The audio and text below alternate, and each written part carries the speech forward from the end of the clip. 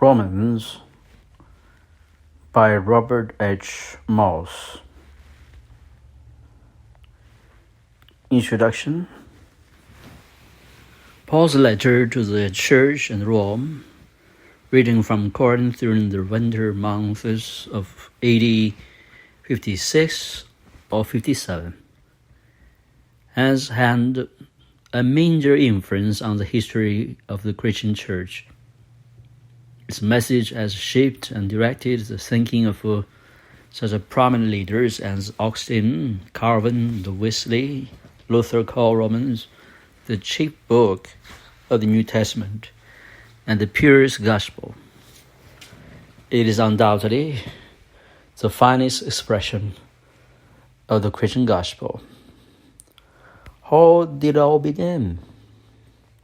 Paul had just finished some 3 years of ministry in the Asian city for Ephesians. His plan was to visit Jerusalem via Macedonia and then press on to Rome. See Acts 19:21. Arriving in Greece, he waited there for the winter months to pass. Acts 23. It was during this period that he wrote his famous letter. The place for writing was probably Corinth, which was a poor city for Cetri.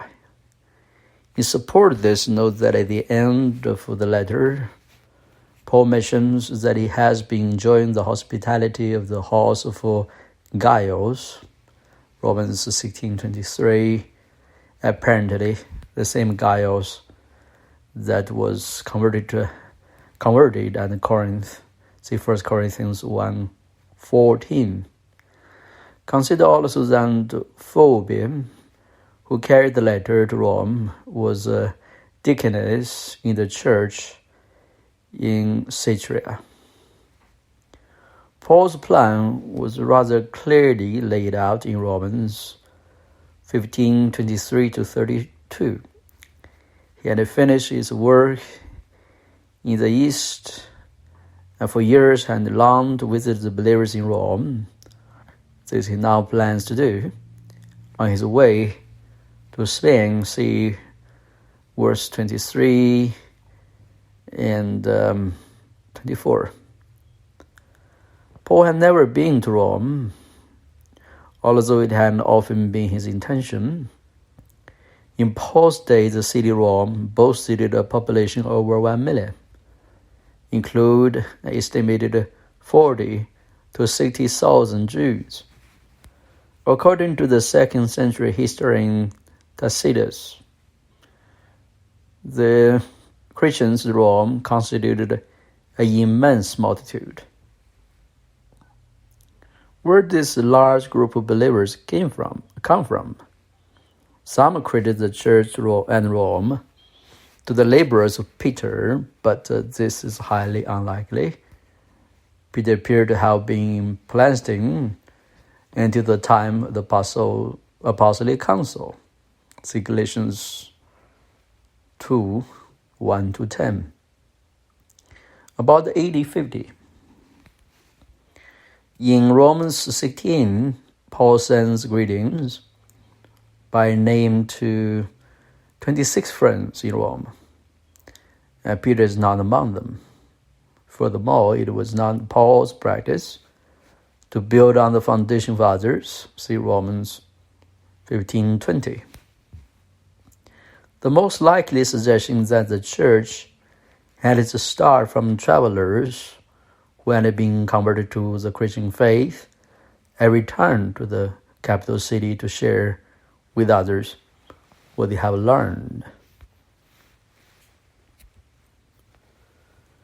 One task remains before Paul and go to Rome. He must first go to Jerusalem accompanied by representatives of the churches in Macedonia and Achaia in order to deliver a contribution to the poor among the saints there. You can see that in Romans 15:25-27. Paul anticipates trouble from the unbelievers in Judea and asked for prayer that he might be rescued from impending danger. Romans 15:30-31. His safe arrival at Rome, a time of joy and refreshment, depends on it. But let's go back to Corinth. Why did Paul write to the church at Rome? From the opening paragraphs of this letter, it is clear that he longed to see them so that they might be mutually encouraged by each other to faith. Romans 1:12. He says, he was eager to preach the gospel to those at Rome. However, he had another agenda in mind as well. In chapter 15, he tells about his plan to visit them on his way to Spain. In addition to enjoying their company, he hopes they will assist him on his journey there. As he looks forward to evangelizing Spain, he hopes that Rome will become to him in the west what Antioch was in the east. From previous experience, Paul knows that his enemies are skilled in twisting his message. Galatians is proof of that. So important are his plans for taking the gospel to the far reaches of the Western Empire that he can't afford to have his message jeopardized in the workplace which he intends to use as a base of operations. So writes a rather full and complete presentation of the message he had been preaching. Is a purpose to set forth in a logical way the doctrine of justification by faith and its implications for Christian living. His goal is to keep the gospel free from legalism without falling into the trap of antinomianism, conduct unrestrained by law. One school of thought holds that Paul's basic purpose was to reconcile Jewish and Gentile elements in the church. Well, that was certainly a concern.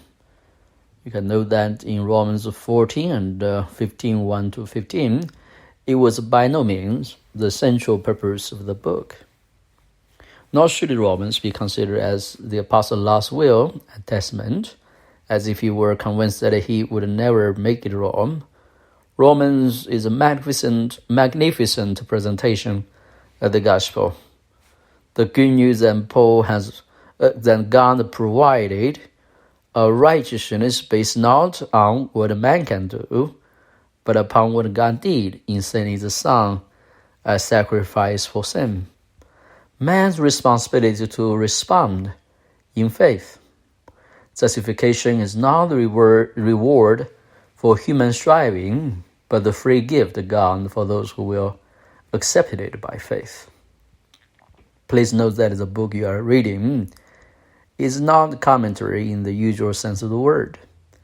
It deals with specific topics and all sections of Romans, and they appear consecutively throughout the Paul's letter.